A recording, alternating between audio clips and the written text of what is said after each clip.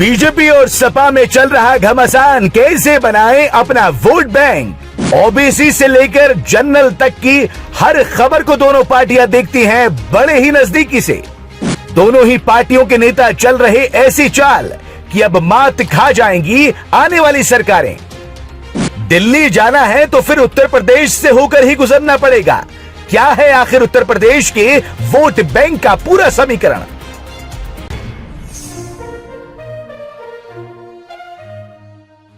यह बात किसी से छुपी नहीं है कि दिल्ली का रास्ता लखनऊ से होते हुए जाता है।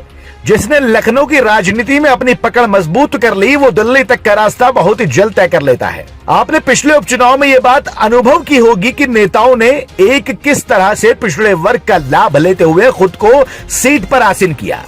ये यूपी की राजनीति है जिसने देश को बहुत सारे दिग्गज नेता दिए हैं। जैसे कि उत्तर प्रदेश में स्थानीय निकाय चुनाव में पिछड़े वर्ग को आरक्षण देने के लिए योगी सरकार 5 सदस्यीय पिछड़ा वर्ग आयोग का गठन किया है। ये आयोग मानकों के आधार पर पिछड़े वर्गों की आबादी को लेकर सर्वे कर शासन को रिपोर्ट सौंपेगा।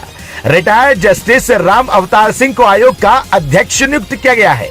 सदस्यों में चौप सिंह वर्मा, महेंद्र कुमार, संतोष विश्वकर्मा और ब्रजेश सोनी शामिल है। यह आयोग राज्यपाल की सहमति से 6 महीने के लिए गठित है, जो जल्द से जल्द सर्वे कर रिपोर्ट शासन को सौंपेगा।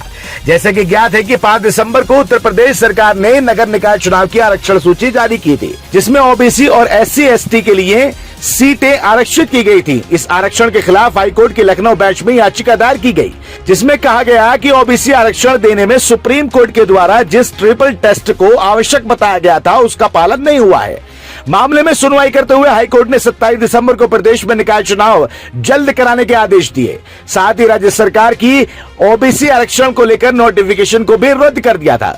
और फिर हाईकोर्ट के इस फैसले के बाद योगी सरकार ने सुप्रीम कोर्ट जाने की बात कही थी। वहीं बीजेपी निकाय चुनाव कराने की जल्दबाजी में ओबीसी वोटरों को नाराज नहीं करना चाहती थी, क्योंकि उत्तर प्रदेश में समाजवादी पार्टी भी ओबीसी वोटरों की ही राजनीति करती है और इस सपा का भी वोट बैंक भी ओबीसी ही माना जाता है। विदित है कि यूपी में गैर यादव ओबीसी जातियां सबसे ज्यादा अहम हैं, जिनमें कुर्मी पटेल 7%, कुशवाहा मौर्य शाक्य सैनी 6%, लोध 4%, गडरिया पाल 3%, निषाद मल्ला बिंद कश्यप केवट 4%, तेली शाहू जायसवाल 4%, जाट 3%, कुम्हार प्रजापति चौहान 3%, कहार नाई चौरसिया 3%, राजभर गुज्जर 2% हैं।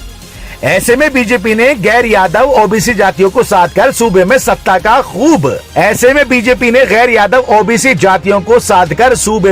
का सूखा खत्म कर दिया था।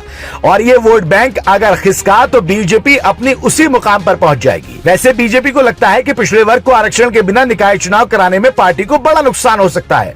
साथ ही लोकसभा सीट में भी इसका खामियाजा उठाना पड़ेगा। इसलिए हाईकोर्ट का फैसला आते ही विपक्ष ने मोर्चा खोला तो बीजेपी के नेता ओबीसी की आवाज बनकर खड़े हो गए और बिना आरक्षण के चुनाव कराने के लिए तैयार नहीं है।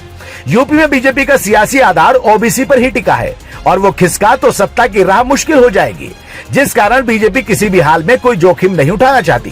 खैर, उत्तर प्रदेश की राजनीति में जाति का हर खिलाड़ी हर चुनाव के लिए महत्वपूर्ण है, क्योंकि इन्हीं जातियों का पूरा समुदाय मिलकर वोट बैंक बढ़ाता है और बढ़ता वोट बैंक उत्तर प्रदेश की राजनीति को बल प्रदान करता है। और ये बढ़ता वोट बैंक जितना यूपी राजनीति के लिए लाभदायक होता है, उतना ही केंद्र की राजनीति के लिए भी लाभदायक होता है। Bureau report,